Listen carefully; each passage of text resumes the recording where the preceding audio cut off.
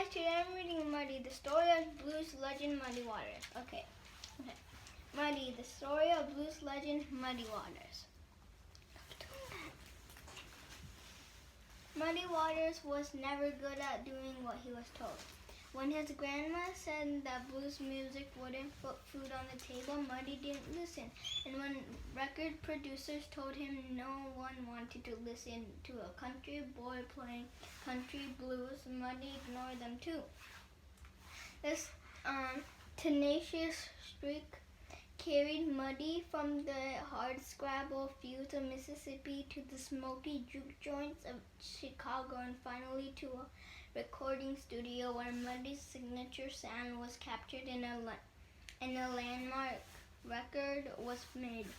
Soon the world fell in love with the indomitable spirit of Muddy Waters, whose fierce and electric sound laid the groundwork for what would become rock and roll.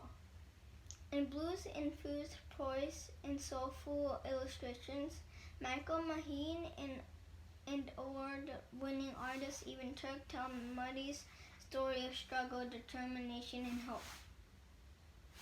I almost forgot to do this. Author Michael Maheen, illustrated by Aryan Karki. I almost forgot.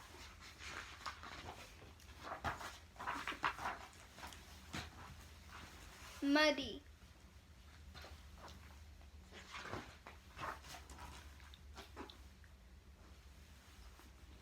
Muddy, the story of blues legend Muddy Waters.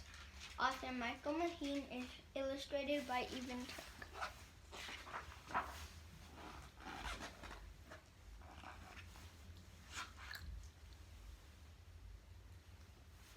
To my dad, sail on, MM. To my parents, E.T.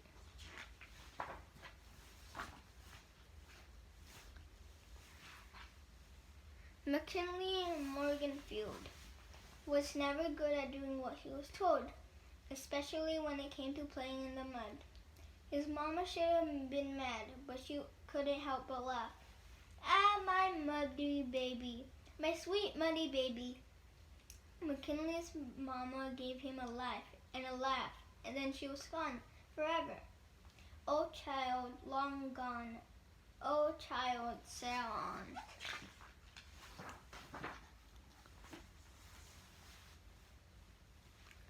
But McKinley did have Grandma Della. She scooped him up and tried to keep him clean and finally just started calling him Muddy. And he had music. Muddy loved the Saint with me voice of the preacher and the glory, glory singing of the choir. But the music Muddy really loved, they didn't play on Sundays.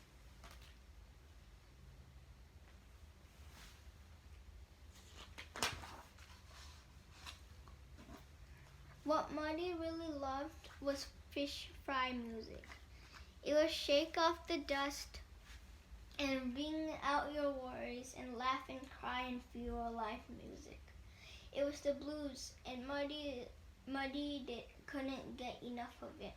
To have the blues was to feel bad, but to play the blues was to take that low down skunk funk, deep stomach hurt, and turn it into something else. Muddy liked the blues. Unfortunately, Grandma Della did not.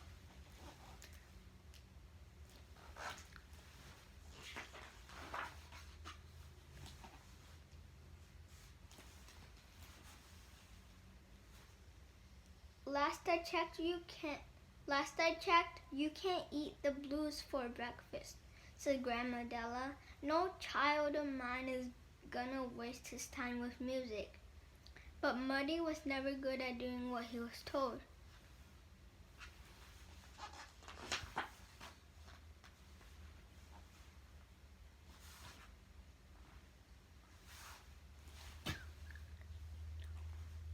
So he found himself a half-smashed kerosene can to be on, and a wheezy accordion to squeeze, and a tired piece of wire to pluck, and and made himself enough noise to feel good. Not even Grandma Della could keep from dancing.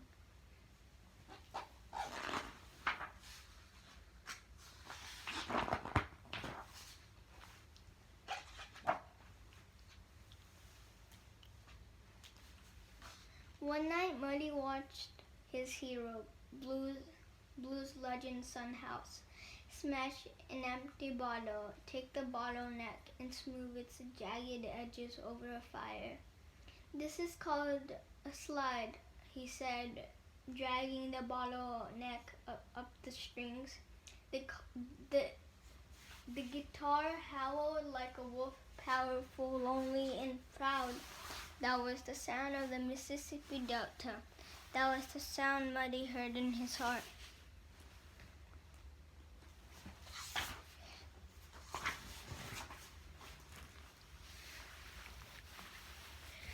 Muddy smashed his pennies, bought himself an old Stella guitar, and practiced and played for anyone who wanted to listen and a few who didn't.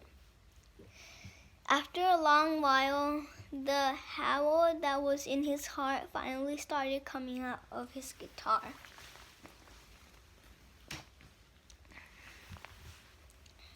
All weekends, Muddy made the juke joints jump, playing for the workers when it was time to unwind. But when Monday came, Muddy was back in his overalls, back working the fields.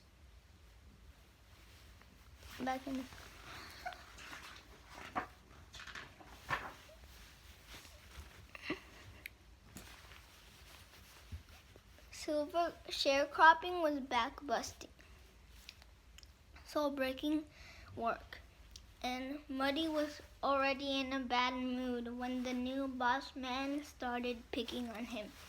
Muddy had gotten good at burying his anger and his pride and his hurt. To do otherwise could get you beaten up or worse. But today Muddy couldn't do it. He was tired of being picked on. "I ain't a boy," he said, "and I sure ain't your boy." The boss man's face went red with anger as Muddy walked away. "Stop right there, or you'll never work in this town again." But Muddy was never good at doing what he was told.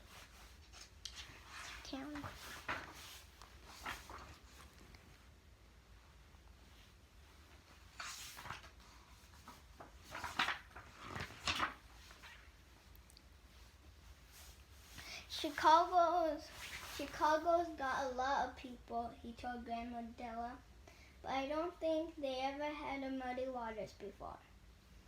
Me and my guitar are gonna make it just fine. Don't you worry.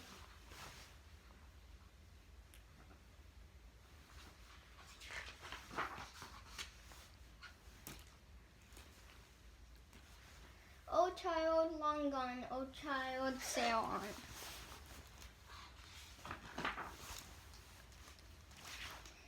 The clack-a-track steamblur of an Illinois Central train rocketed Muddy and his guitar into the bustle and buzz of Chicago's South Side.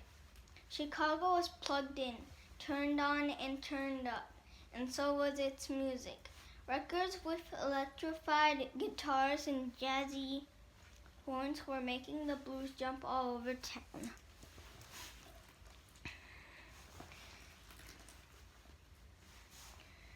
Chicago was the city of the brown bomber Joe Louis, the heavyweight boxing champion of the world.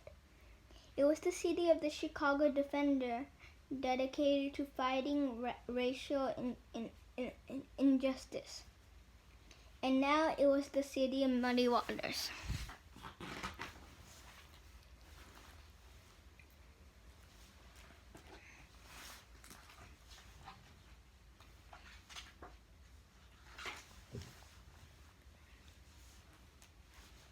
In the clubs, the bebop, the jazzing swing of horns and strings had laid itself down over the blues like a chiffon blanket. This was music by city smooth, sophisticated cats, not country dusted hound dogs. Hound dogs. No one wanted to hear a country boy playing country blues. You got to shake the dust off, the club owners teased. You got to jazz it up.